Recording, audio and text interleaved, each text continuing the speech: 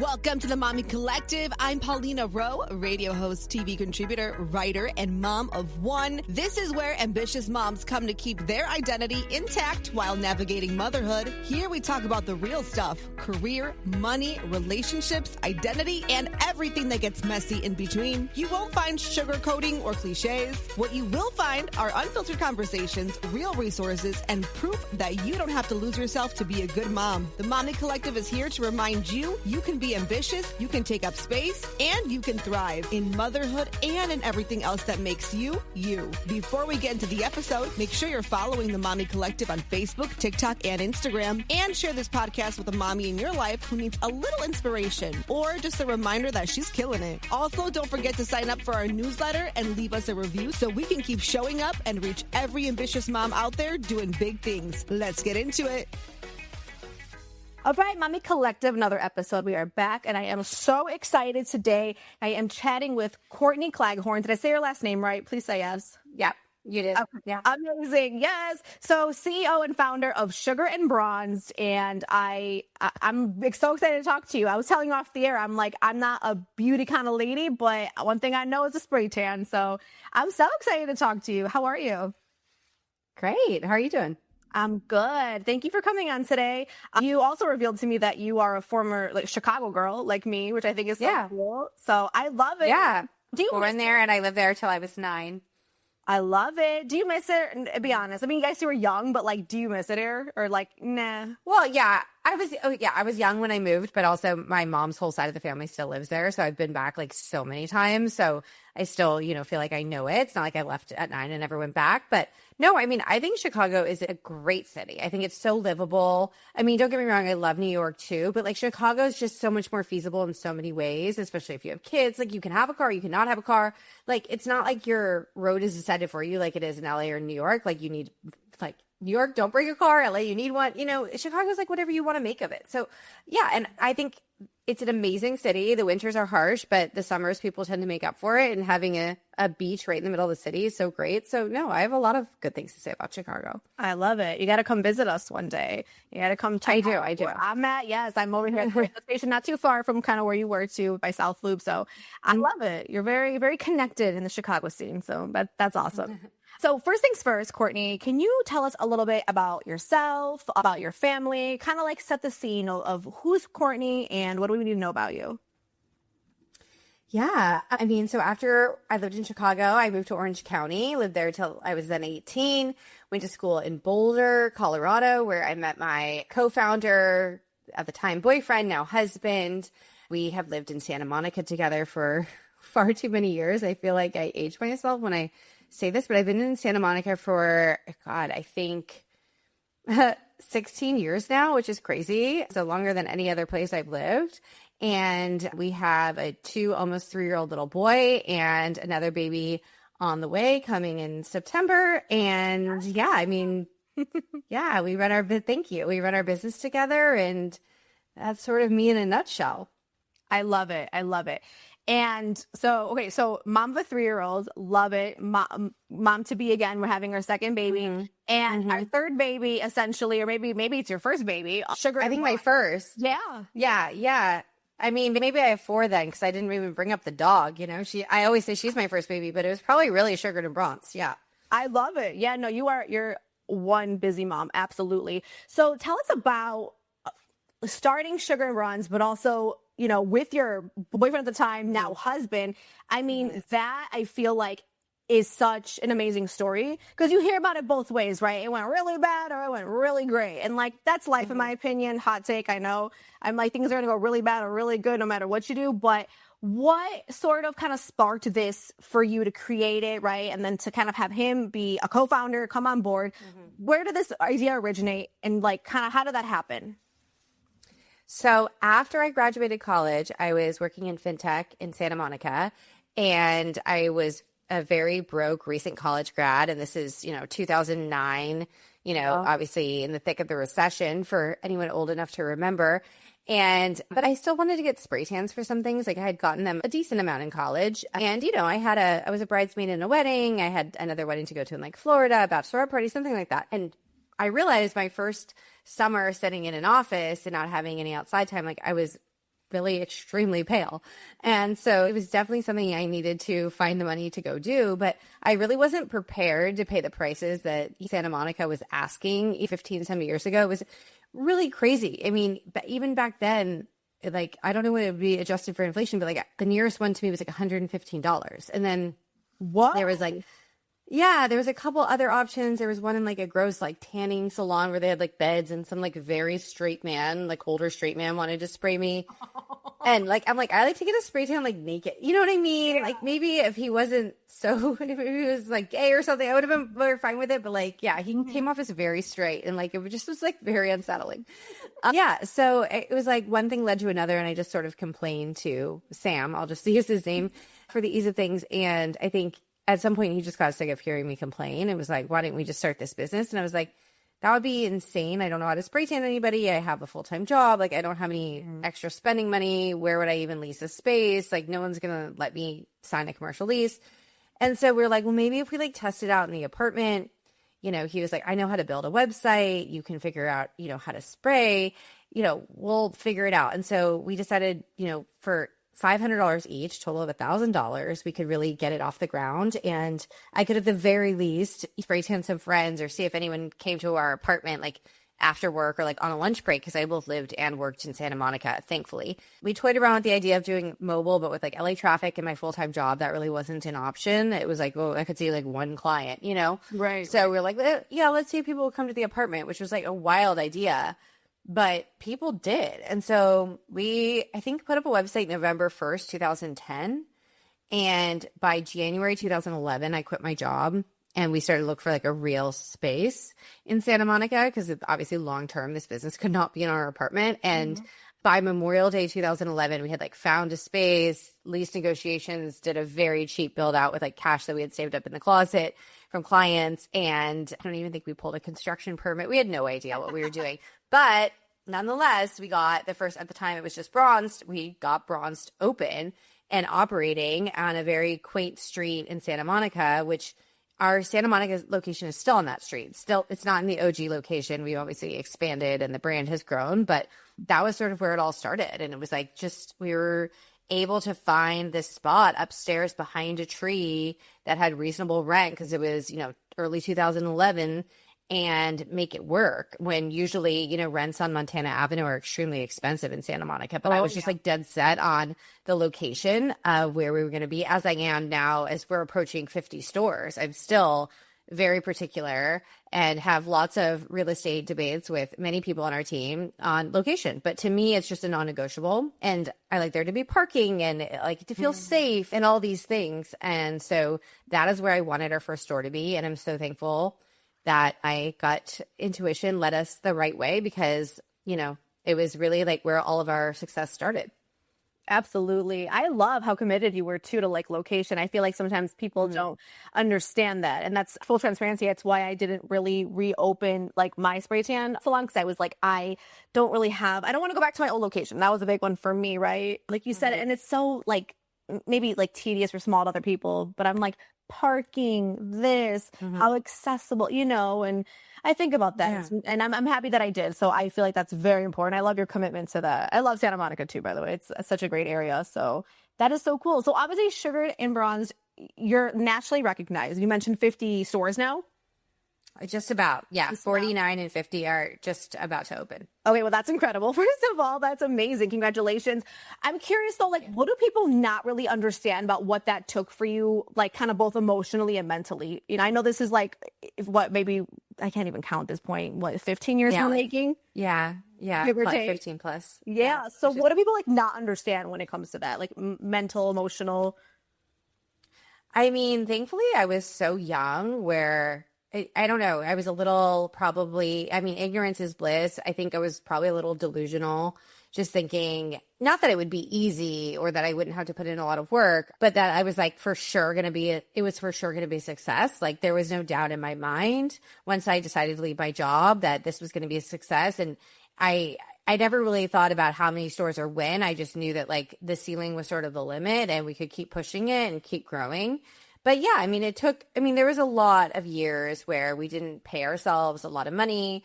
We went on vacations on our Amex points, which I still love to do. I mean, I highly recommend that. Yeah, but in like, you know, in your 20s, hopefully, you know, if you have the right sort of group of friends, like a lot of people are working hard and putting it all out there, you know, to set up for their future. So I think that we were really fortunate that it was like, we didn't have kids, you know, we didn't have a ton of like life expenditures. Like we were all in and it took everything we had. But I also don't feel like you missed out on my 20s, because I kind of feel like that's really what your 20s should be all about is, yes, find time, obviously, for community and social events and whatnot and your friends. But I think it should be about working hard. So for us, it was just literal blood, sweat, and tears went into this business, especially the first 9 years that we bootstrapped. And even when we did, you know, ultimately decide to raise money and just to be able to grow faster in late 2019, we closed our first and really only deal. Even when we had money on the balance sheet, didn't mean that we weren't putting blood, sweat, and tears into it. It was just like with a little bit of like reassurance that, you know, we were, you know, all of our eggs were not as much in one basket, because we did sell a piece of the business and we did buy a house and things changed a little bit at that point. Mm-hmm. But, you know, for 9 years, it felt like everything was in one basket and it was extremely risky. I mean, if COVID had hit a year sooner, I'd be in a much different place right now. Like, you know, but I look back and I didn't think about those things. I didn't think about what if it all goes to shit. I was just like, it's going to be successful. So, right. Yeah. I love that. You got to believe in yourself. It's important. So now when it comes to spray tanning, I'm curious though, did you kind of just teach yourself how to do it? Like, what were the early days like for you? Were you like practicing on friends, your husband? Like, you know what I mean? Like, was it kind of like that? Yeah. Yeah. Like, I mean, I think about how long ago it was, and like Instagram didn't exist and all these things, but YouTube did exist, right? 15 years ago. And so, yeah, I used some YouTube videos, and definitely I didn't have that many friends in Santa Monica upon graduation. I had like a handful. So it was just like whoever I knew from college that was like living here, any friends I made at work, like I recruited anyone I could. And yes, Sam, begrudgingly, he doesn't, you know, he's just funny. He's such a guy's guy. He doesn't like really care to get tanned or anything like that. But like I would need his body, honestly, because I just didn't know that many people here yet. And so, yeah, I really just, it was trial and error. The most important thing to me was that I got to see the person the next day and see what their tan looked like, because when you're doing it in the moment, it can be fine. It's really about how it turns out. So, you know, that was sort of just early days, and I figured out a method that I just wanted to keep repeating. And that's sort of like where our original training program was built from. But really, it was just, yeah, me experimenting on people.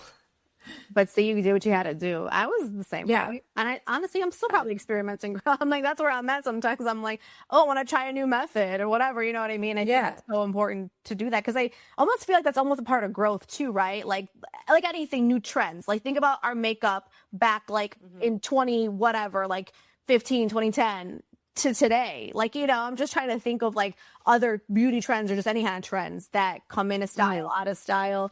So is that like kind of how you keep up with the industry? Like what would be like your number one tip for any spray tan artist or any business owner in the beauty field? Yeah, I mean, you have to like listen to your clients and hear what they're talking about. We do, as much as like we don't change how we spray tan people, because the training program is a training program. And like, I don't think there's a lot of like trends in terms of like, yeah, some people want to be darker or lighter, but like that's done in their solution choice that they choose. Really, the actual like process of how you tan them doesn't need to change. But as we always try to improve, you know, the solution that we manufacture, our resale products that we manufacture, like we really need to stay in touch with like what clients want, what they're talking about, and also what other brands are doing. I think it's a lot easier these days to sort of stay in touch with the entire country or even world with like things like TikTok. Like, you know, things also travel very quickly and change very quickly. But fortunately, it's not fashion or makeup where like the trends change incredibly fast. You know, it is more or less like you kind of look, you know, you look good with a tan of a certain maximum, and sugaring is pretty straightforward. So I don't feel like there's like, you know, every season we're on edge or anything like that. But yeah, I definitely try to stay in touch with what's going on in the world, you know? Absolutely. I agree. And what about as far as expanding into other markets or like, I guess, territory, right? I'm thinking there's other regions. What or which one has been, do you feel like maybe the most difficult to kind of like get started, right? Like, I'm assuming you're probably boots on the ground when you go to the locations throughout the country, when you're like scouting out maybe where you're going to open up, or like demographic, right? Who's here, who's there? Like, what has been like the hardest part, do you feel, when it comes to that? I mean, there's so many like factors that go into choosing a new market and like how to, how it all comes to be. But yeah, I mean, it starts with, what do the demographics look like? Density is so important for us, like New York City obviously is our top market for a very obvious reason, but they all have their own challenges. It's like New York City feels like a slam dunk in terms of like being successful, but rents are extremely high, and leases are long, the terms are longer, all these things. And now that we're more established of a brand, it's very different. But like when we tried to get our first New York lease, like it was kind of a daunting process, and a lot of landlords like didn't want to deal with us, or we just couldn't afford the spaces we wanted. So the challenges change over time with how big we are as a business too. But I mean, even now we're in several markets in Texas and DC and Florida and things like that. And every market is a learning experience. Like it could be permitting that's really hard in that city, and we didn't expect that. It could be, really understanding how to market there. It could be, well, we love the market, but parking is a problem everywhere in this city. There's always challenges. So it just, we never know what we're going to be dealing with in a new market. So, I'd say, New York it's its own beast. Like we never have to worry about parking, but there's like a million other things in New York City that we have to think about. So, they've all been challenging in their own ways, but it's always really exciting going into a new market. It's always really exciting choosing a new market and just like becoming a national brand at this point. At this point, we have a lot of cities that are waiting for us to come, which is really exciting. I love that. Oh, that is so cool. You are in Chicago, right? I think you might be. Not yet. We're negotiating a couple of leases. Yeah. Nice. So we're targeting Gold Coast, Lakeview, West Loop, and Lincoln Park. I love it. Oh, that is so cool. I got to tell my girlies because I don't live over there. So I'm just like, you can come to me, but I'm far out. You'll be sitting in traffic. Yeah. I love that. That is so cool. So then, okay, becoming a mom, you have a 3-year-old. So we're going to give or take 2023. You had him? Mm-hmm. Okay. Mm-hmm. Becoming a mom, right? So now how did that not only like shift just like, who you were, who Courtney was as a business owner, but how did that shift you just like as a person? Like when it comes to like, okay, I'm having a baby, right? And like that's a lot of us moms, entrepreneurs, like that's something I feel like we go through when we become a mom. We're like birthing a new part of us. And I'm curious, what kind of was your experience, right? When you had your son, you're running multiple locations, like things are happening. How did that look like for you at that time? It was really overwhelming when I went back to work because suddenly what free time you used to have is not really there. And I want to be like really honest. Like I have a lot of help and a support system. I definitely don't do this on my own. And there's ways that have found to carve out time for myself because to me, just going from work to parenting and like not having any time in the day to like work out or that doesn't work for me. Like I wouldn't be a good mom. I wouldn't be a good coworker. So we have a really great support system and I definitely don't do this alone. But even with that, it was still really overwhelming going back to work. Like maternity leave is one thing because I did some work stuff when, I felt up to it. I was recovering from a C-section, so not like immediately, but I would go to like new store openings if they were somewhat local or I could sit in on real estate meetings and things like that when they really needed my opinion. But yeah, I mean, it was going back to work full time was the biggest shift, I would say, and is still something that I have to figure out how to balance. I think anybody who works and has kids needs to figure that out. Even for anyone who's a stay-at-home mom, the transition to having kids is so different. Like you just like, where is your free time? It doesn't exist. And like, It's funny now having an almost 3-year-old when like he will like play by himself while we're like getting dinner ready, something like that, or we're packing on a vacation to like go to the airport, whatever. Like we can have him in eyesight and he can entertain himself. But for so long, that's not the case. When they're like 1 and they're mobile, but you can't, I don't love a lot of screen time, but you can't just like put something on for them in a pinch. They don't care to watch it. They're not going to play with their own toys by themselves. Like they really need to be watched and entertained constantly.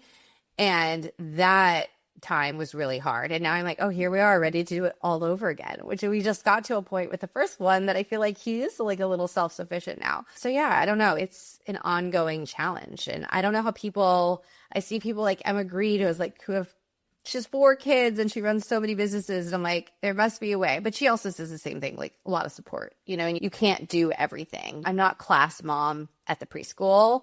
And I'll probably never be class mom And that's okay.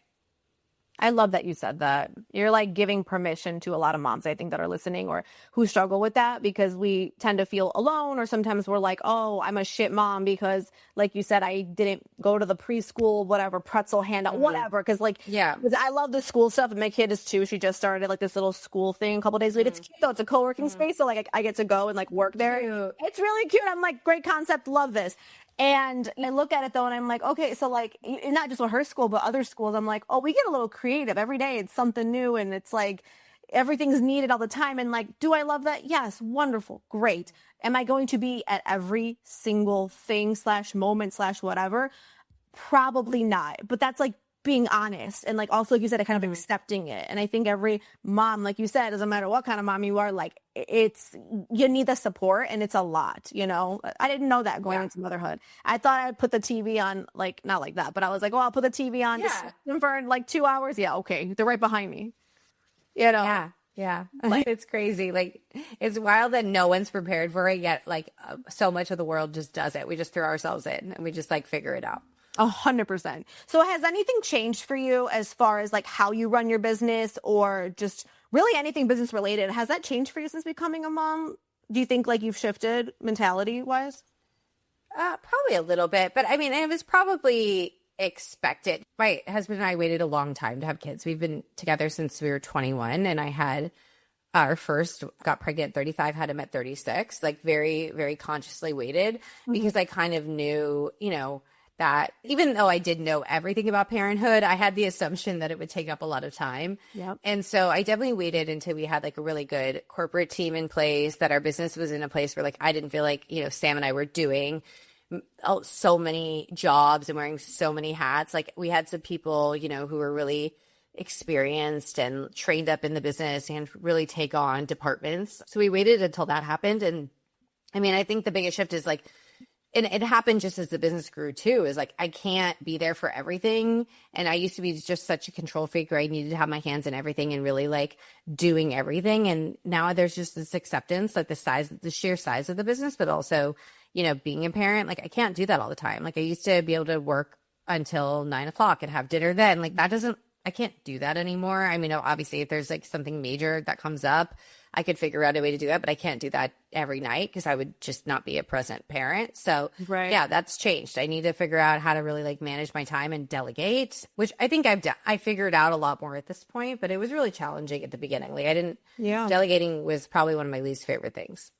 Oh, I'm sure. And now it's kind of more, I don't know, accepted. A way of life. Right. Yeah. Like now the business is so much bigger than it once was. And so, yeah, I mean, I have to delegate. There's no way we get anything done, but it's actually really nice and refreshing because anything that used to come up was like, felt like it was on my to-do list, like, or Sam's, but it was like, okay, who's going to handle it? And now it's like, we just have so many more people that can, you know, handle it, which is like really actually refreshing. I love that. And like, what about tips, or just how do you sort of manage everything as far as like outsourcing, right? A lot of moms love asking, whether it's like me, the podcast, like they're always curious, like, okay, like what do you use on like a daily basis that helps you? Like I'm a DoorDash girl, like my groceries come from there because I'm not going to lie, I'm not going to pack up the kid. We're not going to Jewel's. Like we're not doing all that. No. So I'm like, okay, this is like stuff that I use. Right. And like, yes, I have a babysitter. I have a couple of babysitters. I've kind of built that little village throughout time. Right. If we're not at Gigi's school, I'm upstairs like right now and she's with a babysitter. So I like to kind of tell mom that these are some of my tips, right? Like whether they help you or not, that's what I do. What are some of yours that you use like as far as like outsourcing, from groceries to like anything else? Yeah. I mean, so many things. Again, like I always say, I have like a big support system. Like starting from when he was born, we had a night nurse. Like for me, I had like a horrible C-section experience. I absolutely needed support in my recovery. That was just so important to me. And I know that they're very expensive, but it was just something that for me was like a non-negotiable. I knew I needed that support from the beginning. And again, really waited a long time to have kids until that felt like something I could have the support that I needed. And yeah, talk about DoorDash, Postmates. Yeah, I really don't cook a lot, barely at all. I Postmates or DoorDash things more than I would ever like to admit. Also Instacart. I never go to a grocery store. I don't know how our parents from a generation back did that. Like I know. I know. I think about that. I mean, it's crazy. Yeah, so I don't go to a grocery store. We have an au pair who lives with us. We also have a part-time nanny as well. So we have two people that like our son really knows that we can depend on, for different times of day or week. We also have some grandparents that live nearby that love to come see him. We have two sets of divorced parents. There's a lot of grandparents actually that like to come by, which is great. The more the merrier. And yeah, I mean, I even have help, either the au pair or the nanny, on weekend mornings. And that's where I find a lot of the time to myself where I really need to go get my nails done, or I really want to go to this workout, or whatever, like that I feel like doesn't fit into the week. It's just for a few hours on weekend mornings, but it makes, for my husband and I, it just makes all the difference. Like, we're not morning people at all. I wish we were, but it's just not our chronotype. It's not our genetics, and that's never going to change. And for us, like, I didn't want to see our mornings where like our kid was sitting in our bed watching TV because neither of us wanted to get up. And then we're both fighting for our time and who want to, and it's just like, for us, that's what works, is to have a few hours of help on the weekend. So I have a lot of help, and I'm really transparent about it because that's just, what works for our family. Yeah, 100%. I always say that. I'm like, do what works for you, but I'm the same way. Oh, I love it. But other moms like totally judge me, and they're like, well, then when do you see your kids? And I'm like, we are with our kid every single night.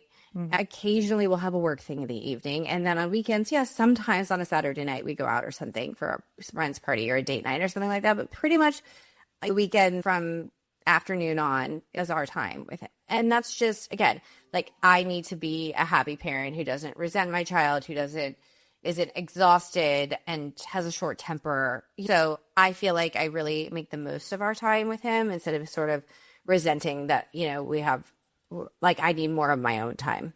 100% agree. I mean, like, if you didn't, and I'm going to be so transparent too, like, if we didn't take the time to ourselves, because like, yes, like, we're working or whatever it might be, right? That's not like Courtney's time. You get what I'm trying to say? It's like, that's not like, I'm not like choosing to do that. Of course I'm choosing it, but I'm not like, it's not nails or hair or just something that like fills my cup for that moment. Yeah. And that moment can only be like an hour. We're not talking like you're gone from like 9 to 9 on a Saturday. That's what bugs me. It's like, so if I take an hour to myself on a Saturday morning, whatever, like, why am I not like able to do that? Like, why is that not okay? And I never understood that. It really hurts. It really grinds my gears. I'm sorry. And I think that moms get a lot more judgment than dads do. Like, if they want to go golfing on a Saturday morning, that's like perfectly acceptable. Of course. But if like, honestly, like, and I'm pregnant right now, I have a lot more needs. Like, I need to like, I go to stretch lab like once a week. I try to. Like, I love a stretch lab. Like, to me, my body hurts the whole time I'm pregnant. It's the only, like, that and a massage are the only thing that makes me feel better.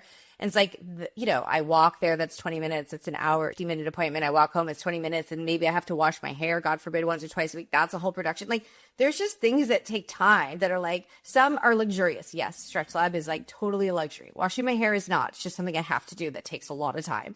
There's just like things that add up, and the day goes by so quickly. And yeah, I know, like, to each his own, but I don't know. Maybe I'm a person who just needs a lot of like random things in like alone time. Yeah. I was like an only child till I was 7. And again, I think it just saves a lot of frustration in our marriage of not trying to negotiate whose time is more important, especially on a weekend, like, or who did tit for tat, like who owes something. And then also I think we could probably, and I know a lot of families do this, like just switch off, like, mom takes the kids, dad has alone time, and then in reverse. But for me, I didn't want us spending our weekends totally separately from each other either. It was like, my husband and I. And so it was like important that we got time, like as a family, to hang out and go do things outside the house. And that I felt like if we were kind of just switching off with the kid all day, we would never really see each other or be together as a family. So that's also, important to us. I love it. No. My husband might have a different opinion. He might be like, I don't need to hang out with the family. I always do. But I was like, I do. Right. Especially pregnant, like being pregnant with a toddler. Oh, like, if I'm alone with him, there are moments where I'm like, I don't know how people have done this with like being pregnant with 6 kids. Like, again, maybe I'm just weak, but I'm like, my toddler's like attacking me for something. I'm like, someone come and tap me out. Like, I can't handle this. No, I completely, I mean, like, I look at my friends who have like toddlers or like 200, whatever. And I'm like, you guys are strong. Cause I mean, I completely, I can see that being a lot for sure. So you're one of the strong ones, Courtney.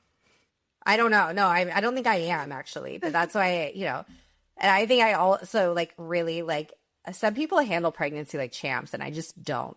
I just am not one of those people. So I'm like, I'm like, sometimes I'm like, it's crazy that I say I don't want to be alone with my toddler because I feel like I'm like scared of him, but like he's the sweetest boy, but like sometimes they just get into a mood. I'm like, I'm not physically capable of like being able to like bend over and grab you, remove you from the situation, Oh my, you're so funny because I feel like I've never said that out loud, but sometimes I'm like scared to be around my 2-year-old.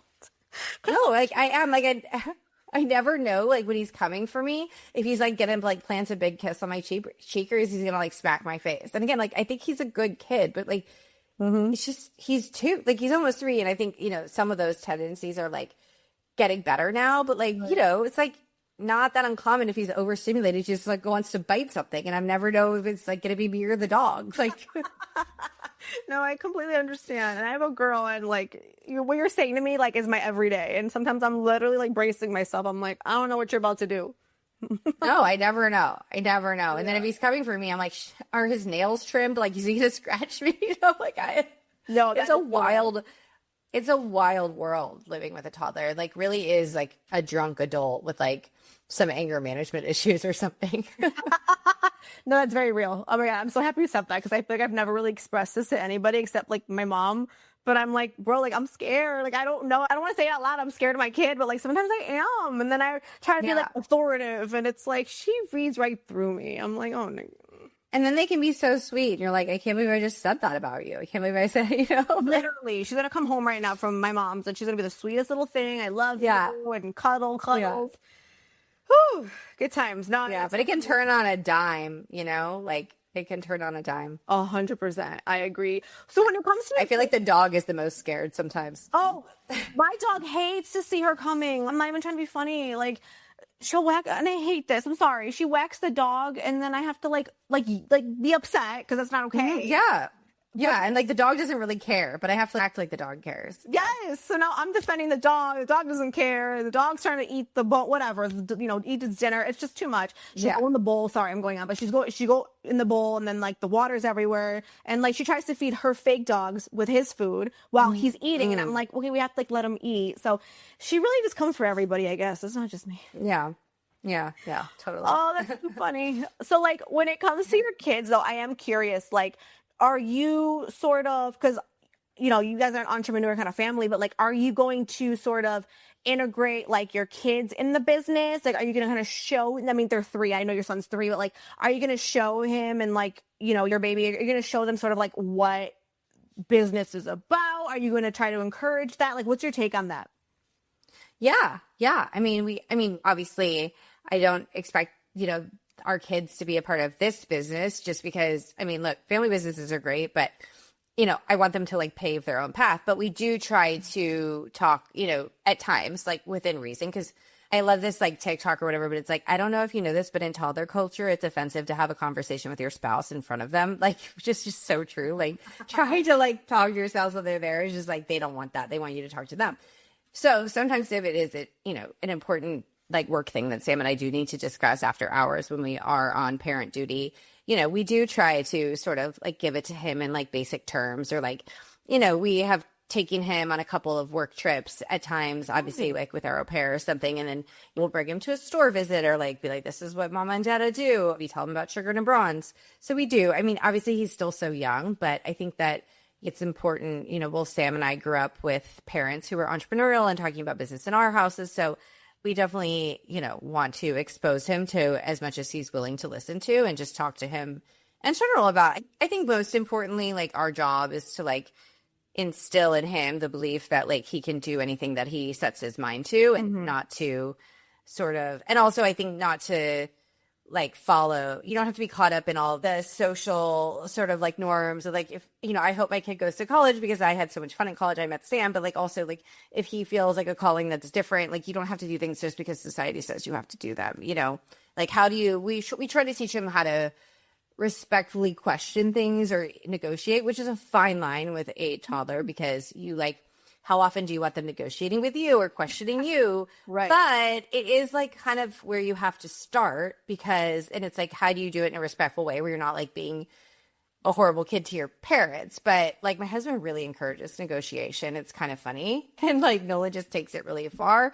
Like we'll be like, oh, you can have a sip of this. And he's like 5 sips. And we're like, that's not a negotiation. You could maybe ask for 2 sips, or maybe 3. But like 5 is like really like a stretch, So we do teach him how to sort of negotiate for things and also like, and ask us, why at times like we are doing things. Like I think that like so much of parenting, you just want to say, because I said so.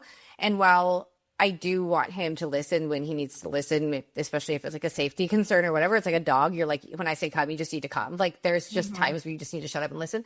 But also there's times where I want him to be able to challenge us a little bit and understand why. And like maybe we can even ask ourselves like, well, why are we doing this? Or is there a different way? Or can we compromise? So I think from a young age, sometimes you're just taught to like shut up and listen. And then you kind of, do that in school or you do that in your whole life. And then you don't really question things. So it's a fine line as a parent trying to like instill that in your child, but also like have a respectful child who does listen to you. So it's something I think about a lot. Yeah, same. I mean, like I'm new to this parenting thing. I mean, like, I don't know what I'm doing half the time, but no, I don't know either. Yeah. Yeah. I'm like, I don't know what I'm doing, but hey, I gotta make it look like I do know what I'm doing to at least to her. Yeah. Yeah. They need to think that we do. Yeah. That's for sure. 100%. I love it. So as far as like baby on the way, when are you due again? You said late September. I love it. So what does the rest of the year kind of look like for you? What do you think the next upcoming years look like? I know you talked about expanding. You mentioned Chicago. What is in store for you?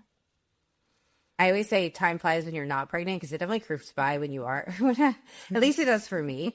It's not really an enjoyable process. I like to be very honest about that because I think also women, a lot of them are taught to like, oh, you should just like love and enjoy this experience. And like, it's one thing to be grateful for these, to have like to be able to be pregnant. And I am grateful, but it is, I want to be clear, extremely challenging for me. So I think a lot of women are now finally like starting to open up about that and like admit that. But for a long time they weren't. So, I mean, a lot of this, the next couple months, like I like to think it's just about 4 months and some change is about surviving pregnancy and, showing up to work as much as I can. Obviously my travel will slow down here towards the end. It just becomes quite difficult and uncomfortable, as I'm sure you know, and really making sure I've delegated things that I still handle day to day for maternity leave and feeling really good about where my plate sort of falls by come September and being prepared for potentially even earlier, like just making sure my ducks are in a row. And then, September to the end of the year, I'll be on maternity leave. And, that looks just like so different than my day-to-day life, obviously. But I'm excited for that time as well, because besides my last maternity leave, it's really the only time you ever like should take off work, if you're a working parent. So yeah. And then, next year, but probably, the turn of the new year, I'll be right back at it, like just trying to figure it out with 2 kids instead of 1. And we'll hopefully this year we'll be Chicago, I hope. We're also looking at leases in Denver, Boulder. So that will be the next new market after Chicago, ideally. So getting sort of those new markets ready. And then, honestly, I think it will probably be time for our investors have been invested in us for, about 7 years now. And so just the nature of private equity is that they probably need to sell at least some of their shares. If not, I think they might want to keep some. Still totally undecided. So we'll probably go to market next year. And just for the sheer fact of like, they have to get a return to their LPs. And that's how private equity works. Like, I think at this point, we've really figured out a rhythm and how to work together. And we have such a great working relationship. We're with the Main Post partners out of San Francisco. And then Howard Schultz has a little bit of equity as well. And yeah, I love working with them, but they have to exit at some point. That's just how it all works. So we probably will go to market, do a official horse and pony show kind of thing and management meetings. And, we've done that once before, so we kind of know the drill this time, but it is it's a very time consuming sort of process. I mean, at least it was for us the first time. And you're meeting with a lot of people you know already, a lot of people you don't know, showing them your stores, talking about your business, answering a lot of questions. And it's a fun sort of time, but it's also a big unknown for us. We don't know what the next chapter will look like in terms of partners. And I like to, live in curiosity, and we're very excited for it. But I also would be totally happy staying with our current investors for a long time. I just know that that's not a reality. Oh yeah, no, you're right. I mean, I definitely don't know as much as I should regarding all of that, but I can probably see that being something you would want for a long, long time. You know what I mean? Yeah. I mean, it's just, again, like they usually have like a 10-year fund, typically on average, a lot of PE firms. And then, but even though it's a 10-year fund, like the most investments are about 5 years. So we're already longer than that, mostly because of the pandemic and just adding a couple years for like times we were closed and absolutely not growing. So, you know, it's just sort of coming up on that time where they, like I said, they do have to exit. So yeah, it'll be interesting to see what comes next. But I think between us, our COO, our current investors, like we're all really aligned on what we want the future to look like for Sugar and Bronze. And it's really just doing more of what we're doing now. It's not like suddenly franchising everything or changing the playbook by any means. It's really, you know, just finding that next partner to, you know, help us really with just money on the balance sheet for strategic growth. Like we, at this point, you know, we've been pretty much always profitable minus the pandemic time period. So it's really just a buffer on the balance sheet to help us sort of with like the capital expenditure of like construction and just growing quickly. Because we try to sign a new lease like once a month. Oh, wow. Nice. Yeah, we are growing. I love it. Courtney, you're amazing. I'm so happy that you were able to come on today. If you were to give a mom, I can't say this word, mompreneur. You know what I'm trying to say? Yeah. Well, that one. But entrepreneur that's a mom, right? I'm going to say that in terms. What one piece of advice would you give that mom? Oh, gosh. Yeah. Don't feel guilty for not doing it all. Like, again, like what we were saying about being a mom or whatever. You have, your business is another kid. So I think of it like, I talk to my husband sometimes like about, you know, if we're like not giving Nolan all the attention in the world in that moment because we're talking about our own thing. I'm like, imagine if we had 6 kids right now. Like he would never be getting the amount of attention he gets from the 2 of us. And there's plenty of kids who grew up in happy households, especially like from a couple generations back with like 6 kids was normal. And it still isn't like totally insane. And just like think about that, because I think sometimes you feel like you have to give everything to your kid if you have free time. But if you were just spending your time with another kid, you would feel guilty, right? Like you'd be like, well, I'm with this kid. I can't be with that kid. So I think think of your business as another child. I mean, obviously it's different, but it's still a living, breathing thing. And you wouldn't, I think, ignore one kid for the other, or vice versa. So it's just like, don't feel bad about like having to find that balance, because anybody with multiple kids is doing the same thing. I think that's, I'm like just like saying this because like I think you're awesome, but I think that's truly some of the best advice I've ever heard. Like, I'm serious, because like everyone always says that, like, oh, you know, like I'm paying attention too much at work, this and that. It's like, but would you say that if that was another child? And yes, your business is a baby. It needs to be nurtured and cared for and watered and for it to grow. So that's crazy that I never heard it kind of spoken like that. And I love it. It's true. Yeah. And ultimately it's like usually probably bettering your child's life. Like the better the business is going, you know, it's like more support for your child or children. So yeah, I think that like we're just like told that we need to feel this mom guilt a lot. And I'm not saying it's not real and I don't feel it, but I also like, I don't know. I don't like to feel guilty. It's not a good feeling. And I make very intentional decisions with my life. So I've learned to sort of just be like, yeah, no, I mean, there are moms who go and do all the things in volunteer, and that's like great. And I love that for them. And that's the path they've chosen. We need all types of people to make the world go round. I just like sort of know that that's not me. Like I fill my cup in different ways. Like I won't be at everything. Like sometimes I am at work, and I tried to just be like, no, that's the path I've chosen intentionally. And I don't need to feel guilty about that. God, I love it. I need that on a t-shirt. I'm serious, because I feel like that. I've been screaming that from the rooftops. I'm like, am I a shitty mom? Because like, I don't necessarily feel a traditional guilt if I go to work. I mean, I work in morning radio. I'm on the radio at like 5 a.m. My kid is sleeping until 7 a.m. I get it, right? I'm like, okay, she's not really up yet. But then I'm like, oh, I miss the mornings. I'm a shit mom. And then I'm just like, but I'm really happy. Like, I love what I do. I worked really hard to get here. You know what I mean? Like, I don't do mornings. I say hi and I'm home a lot or around, but I don't do mornings. My husband doesn't either. I get up and I work out when I'm not pregnant. I like to like do some breath work in the sauna. I like to take a cold plunge, whatever, like get aligned for the day. But I'm not the one making breakfast, like full transparency, you know? And I'm a night person and like we do nights. Like, so yeah.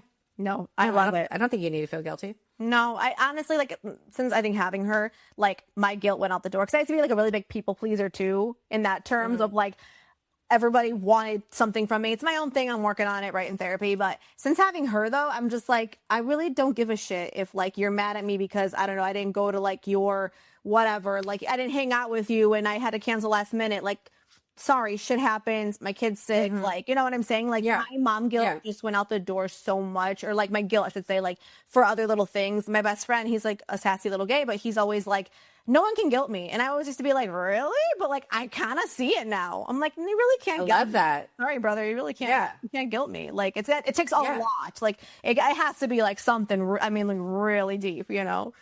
No, I'm not going to feel guilty because I didn't go to like whatever. Like, I mean, yes, I feel bad because I can't make it somewhere. Of course. Does life happen? Am I busy? Am I overstimulated? Do I have to go to a meeting? A last minute thing came up. Like, it's life, bro. I don't know what to say. It's life. Yeah. You know, you can't do it all. You can't be everywhere. Nope, exactly. Courtney, you're amazing. Thank you for joining us. Where can we follow you if anybody wants to reach out? Of course, where can we get spray tanned and all that good stuff? Where can we do it? I mean, the business you can find on sugaredandbronze.com. Our socials are just at sugaredandbronze. Super simple. TikTok, Instagram. I'm at Courtney Claghorn on all the same TikTok, Instagram. If you want to come in for an appointment, we are in LA, Orange County, San Diego, Austin, Dallas, Houston, Miami, DC, Philly, and New York City. Soon to be Chicago and Colorado or Denver, I should say. And yeah, I mean, reach out, DM us, send us a note, whatever you want to do. I love it. And book online, obviously. Yes, I am. Courtney, thank you for being here today. Thank you so much for having me. I really appreciate it.